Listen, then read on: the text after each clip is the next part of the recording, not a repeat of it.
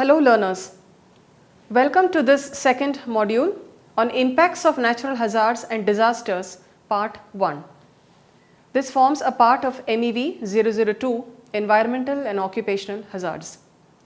I introduce myself as Dr. Sushmita Bhaskar, working in the discipline of Environmental Studies in the School of Interdisciplinary and Transdisciplinary Studies, Indira Gandhi National Open University, New Delhi.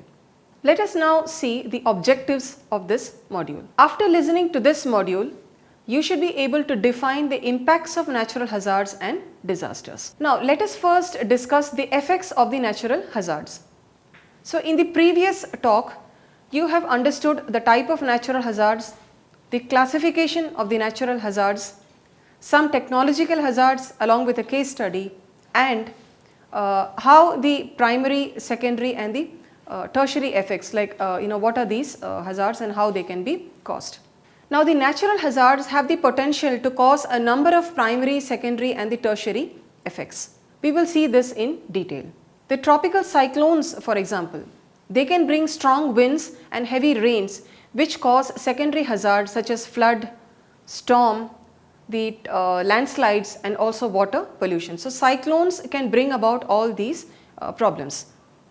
Now, if we take an example as flood, this can inundate areas. It can in turn lead to landslides, to erosions, to water quality deterioration and the turbidity of the waters. Turbidity means you would have seen that it appears, the water which normally is transparent, it appears turbid. So, the light penetration will not be there and it appears as a muddled liquid, as well as sediment deposition. So, just due to one flood you may have all these environmental quality deterioration and the problems.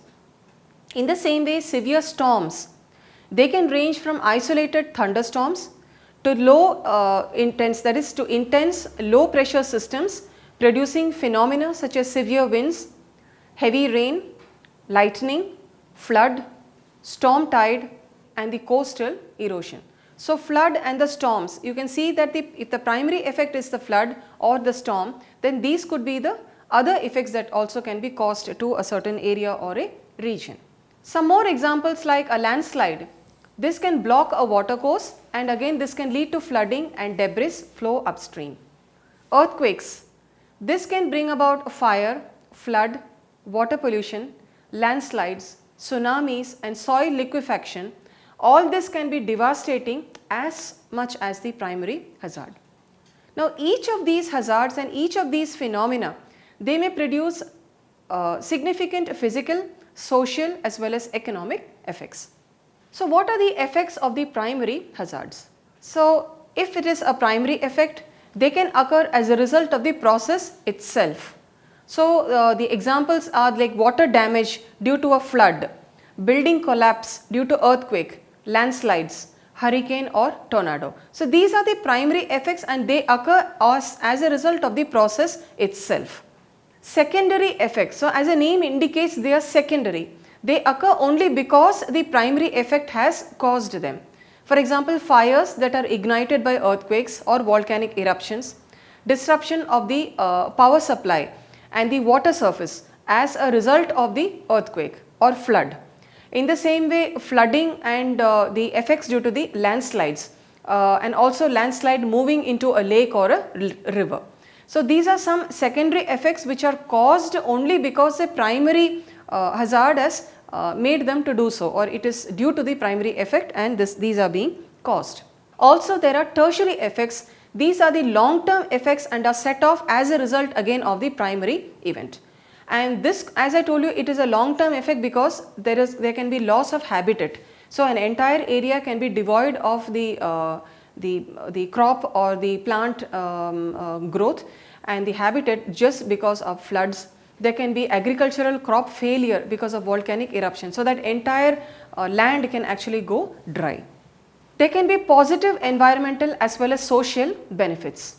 So, the bush fires are one example that I can cite, and the bush fires are fires that burn through areas of bushland. They are a type of wildfire, fires that burn through the wild vegetation like woodland, scrubland, grassland or savannas. These fires are unpredictable and difficult to control. Bushfires can also stimulate the growth and regenerate forest ecology, as the heat from fire is required for some seeds to germinate. So, certain seeds actually they require some heat and fire, and only then they will germinate and come out into the new plants. So, these are some examples of the positive benefits of these hazards. For example, floodplains, they are also an area and a source for recreational activity. So, a floodplain is generally it is a flat area of land next to a river or a stream, and it stretches from the banks of the river to the outer edges of the valley. These are picturesque places. If you have ever been to the floodplains, they are beautiful places for recreational activity, for picnic, for family outings and ecotourism, and they can bring relief for people and ecosystems suffering from prolonged drought. So, floodplains are a place for recreational activity. Ash from the volcanoes. Volcanic ash. So, this is supposed to produce rich soils, and they can grow 3 crops per year in the tropics. And floodplains provide easily cultivated agricultural land close to a water supply. So, the benefits of the ash from these volcanoes, that they produce the rich soils and they can have a good agricultural crop production. So, these were some of the positive benefits. Now, natural hazards have also impacted civilizations. They have influenced, shaped and influenced the human behavior. They have changed the way people live and also respond to our environment. Globally, billions of people, billions of dollars have been spent in trying to mitigate or prevent and prepare for, to respond and also recover from the natural hazard and these disastrous events. Natural hazards have also resulted in economic loss and enormous social loss. The effects of a particular disaster, these depend on 3 pre-impact conditions. Let us now see what they are. They include the hazard exposure, physical and social vulnerability. There are also 3 event specific conditions. They include the hazard event characteristics, improvised disaster responses and improvised disaster recovery. Now, the communities can involve in 3 types of emergency management intervention to manage the disaster impact in a better way. Every community you will see, they have their own ways and strategies in order to respond to the disaster emergency and how to intervene in such situations. Social impacts. So, globally, if you see that the people are displaced by natural disasters more than conflict. Where will people go? Like, when you just find that in one place somebody, a group of people are practicing and doing agriculture, and there you find flooding and natural hazards or even earthquakes, and they lose all their housing, their property and also their lands, which is all affected. So, then millions of people are actually displaced. So, they need to migrate to other places for greener pastures in order to continue their survival and for their living. In the 1990s, natural catastrophes like the hurricanes, the floods and the fires, all this affected more than 2 billion people, and several $billion in economic losses have been incurred. So, why have all this occurred? Mainly because human beings, we have altered the natural systems, and also their ability to protect us from disturbances is greatly diminished. So, we are one main culprit for intervening with these calamities. Enormous expansion of the human population and the built environment, all this has put people and economic activities in the disaster prone areas. Even if you see the settlement, many of the people have settled along the floodplains, along the coastal sides. And so, when there is an impact, when there are hurricanes or when there are cyclones, then more and more people are displaced because of this event. Environmental and social impact. So, many people live within 100 kilometers of a coastline. Many of the world's mega cities, they live in the coastal zones. The effects of global warming, extreme weather events and sea level rise, all this will only magnify the potential losses. Now, there is another important thing that we need to understand, that these impacts fall disproportionately on the poor people, as they may live in the vulnerable areas and they have fewer resources to prepare and recover from such disasters. So, the only thing that they can think of is get the immediate relief if they are affected by their health for the emergency, and then move on to or migrate to different places and then continue their living. Now another example is the entire Mediterranean coast. This is also vulnerable for the sea level rise, and as the US Atlantic and the Gulf Coast. So all this is vulnerable to the environmental impacts, sea level rise and so on. Economic impacts. The property damage. This creates losses in asset values. For example, when an earthquake occurs, you have seen that there is enormous damage in the infrastructure, entire buildings. You have seen the Nepal earthquake and recently even earthquakes at Indonesia and Bali, which have quaked in 2018. So all this have caused severe economic impacts and losses, and the entire places, the property, the people, all they are displaced, they can be damaged, and the impacts are occurred, the losses are occurred in $1 billion. One example, now the economic loss can be greater in the developed countries. The Kobe earthquake in Japan in 1995, this is supposed to be one of the costliest and expensive natural hazard disaster in history, and this incurred more than $100 billion US, making it one of the most expensive one. So economic loss as a result of disaster, this can be either direct or it could be indirect. The indirect effect are as a result of the direct effects.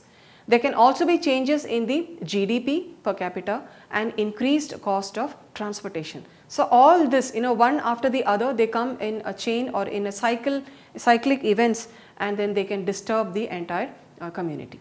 Now it is not only that people are impacted by the environmental, the social and the economic impacts. There are also the psychosocial impacts. So the disaster victims, when they are affected by the same, and you would have seen, like even recently the floods in West Bengal. So there, the government, the NDMA and the local authorities, everybody has to come, they come together from the center, from the state and from the local, and also certain NGOs also come in order to help with the same. And the first aid is always given, people who have suffered some kind of burns, or if they are stuck under a building, then how they are taken out, and all their breathing pattern is restored to normal, and if any of the organs are affected or any of the limbs are cut, all this, the immediate medical intervention and the medical emergency, the staff are always on duty, they come to help. But later on, the people also have the psychosocial impacts, that is, they have some kind of the sleep disturbances, they can have appetite changes, and that is all because of the impact of that disaster. So this would have affected them mentally. They can have anxiety, and anxiety can actually cause gastrointestinal upset. They can have ritualistic behavioral problems. They can also have substance abuse and the drug intakes, or certain long forming the tablets that they take on a regular basis, and that can actually form habit forming drugs. The same way there could be attention deficit. So a person may not be where he is, but thinking of something else. And there could be confusion, there could be impaired concentration, there could be depression, and there could also be grief. Fatigue and other problems also occur. So psychosocial impacts also have a very big impact on people, and they are all the after effects of the hazard. Some disaster victims, they also require certain psychiatric diagnosis and benefits from the counseling and the orientation program. So if you have seen, there are special centers that are set up, and even the nurses and the workers and doctors, the psychological counselors, they all are there to help the victims from the same. And there are they can also go in the communities and take care of people. And in this, the special attention category people are also there. For example, there may be very young children, there can be old and elderly people, and the young also are at risk, because they are mentally, sometimes they are sensitive and they may not be prepared for such kind of disasters and events. They may not be mentally strong to tackle these events. And some people will have pre-existing mental illnesses which can aggravate in such cases. There can be racial and ethnic minorities who can face certain other problems. The families who have died in the disaster. So especially they need the counseling and orientation program so that they can benefit from the same and also recover and recoup from these disasters. So because of all these certain countries like Vietnam and China, they have understood that investing in the natural resources is one important aspect as to how they can actually protect themselves from the disasters and coastal storms. So in this figure, it is the mangrove tree that is seen, and Vietnam restored 2000 hectares of mangroves just to provide a buffer from the coastal storms. So these mangrove trees, you see that they are actually protecting the coastal communities, and they can actually help in the case of these severe coastal storms, and their roots are also, you can see how strong their roots are. So they are forming a buffer and they protect the coastal communities from the further damage. Forest and the flood control. So China is one example. They have now recognized that forests are more valuable for the flood control and water supply than for timber, and they have halted the logging, that is the in the Yangtze River watershed. So they halted this logging over there. Why? Because they incurred 85% of the forest loss in the upper Yangtze River after the 1998 flood, and this affected 223 million people. So one disaster made them realize that investing in natural resources is one important aspect, because they would actually provide you the flood control and give you the flood relief mechanisms. In the same way, in 2001, when Japan was struck by the tsunami, several car manufacturers, they had to close their factories in Europe as well as in the US. This was because the accessories and parts had to come from Japan and it had stopped. This impacted multiple supplies globally through the supply chain reaction, and this hit the global economy. So these are some examples of the economic losses that have occurred due to natural hazards and disasters.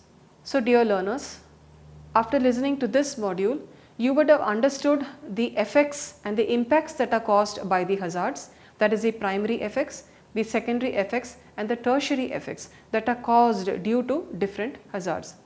We have given you examples from the earthquakes, and if the primary effect is the earthquake, what can the secondary and the tertiary effect that can occur? In the same way, floods or the landslides or even the volcanic activities. We also discussed about certain social and economic benefits, that is a positive and the environmental benefits that can be got from the that can be benefited by the disasters. For example, volcanic rich soils, and which could be even good for the crop and for the agriculture. In the same way, we also discussed the different impacts that can be caused due to the natural hazards. That may be the environmental impacts, the economic impacts, which was discussed with a few case studies from Japan, from China, from Vietnam, and what are the steps that they have taken in order to stop this economic loss. And we also discussed about the psychosocial impacts and the psychological problems that are encountered by people and the victims who have encountered these hazards and disasters, and who have also lost their lives in these natural hazards and also technological disasters. Thank you.